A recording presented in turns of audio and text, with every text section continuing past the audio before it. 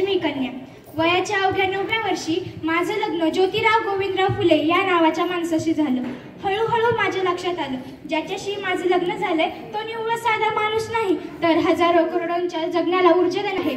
1 जानेवारी, होय, शनिवार दिनांक 1 जानेवारी 1848 रोजी पुण्यातील भिडेंच्या वाड्यात सर्वधर्मीय मुलींसाठी पहिली शाळा सुरू केली. भारतीय माणसाने भारतीय मुलीसाठी सुरू केलेली ती पहिली शाळा होती आणि मी त्या शाळेची पहिली शिक्षिका आणि मुख्याध्यापिका सुद्धा.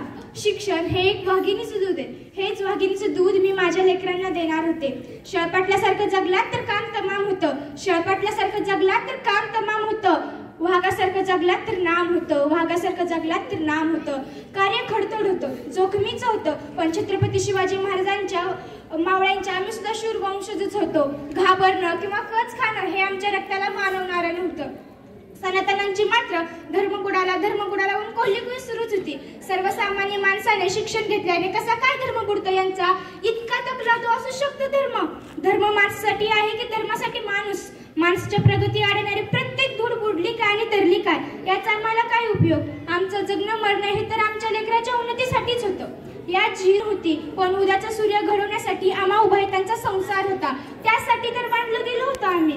शेठजींनी मला सांगितलं, सावित्री, आपल्याला अनेक लोकांच्या डोळ्यातील आसवं पुसायचे, त्यांच्या डोळ्यात नवीन स्वप्नांची बाग फुलवायचे. त्यांना आजवरच्या त्यांच्या दयनीय दुःखाचं एकमेव कारण म्हणजे अज्ञान आहे. हे अज्ञान आपल्याला दूर करायचे. शिक्षणाने अज्ञान दूर होतं. माणूस विचार करतो, स्वतःला घडवण्यासाठी, स्वतःच्या प्रगतीसाठी सतत धडपडतो. अशीच घडणारी, घडवणारी, धडपडणारी माणसं हवी.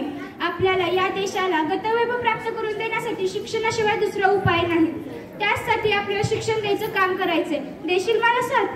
मी निव्वळ होकारच दिला नाही तर प्रत्यक्ष सुरुवात केली. नेहमीप्रमाणे शाळेत शिकवायला जात असताना अचानक एक गट्टिंगण माझ्या समोर आला. तो म्हणाला, ए टोळे, कुठे निघालीस? आमच्या पोरींना शिकवणं बंद कर. तुला तुझी अप्रू प्यारी की शिकवणं? कदाचित तो विसरला असावा. मी खंडोजी नेवासी पाटलांची कन्या आणि ज्योतिराव फुले यांची पत्नी होते. सनसनीत त्याच्या कानाखाली जाळ काढताच भर दिवसात या डोळ्यासमोर काजळ चमकली. त्या क्षणी त्याला सुनावलं, आज समोर आलास, थोबाड फुटले. पुन्हा जर समोर आलास ना, तुझ्या रक्ताने या धरतीला रंगवीन. असा कसा तो तिथून निसटून गेला. पण मोठ्या आशेने अग्रहरण बघायला आलेले बघे त्याची बेआबरू झाली हे बघताच निमूटपणे निघून गेले. आजवर माझ्या अंगावर शेण टाकले, शिव्या दिल्या, मी सहन केलं. पण आज माझी सहनशीलता संपली. धन्यवाद.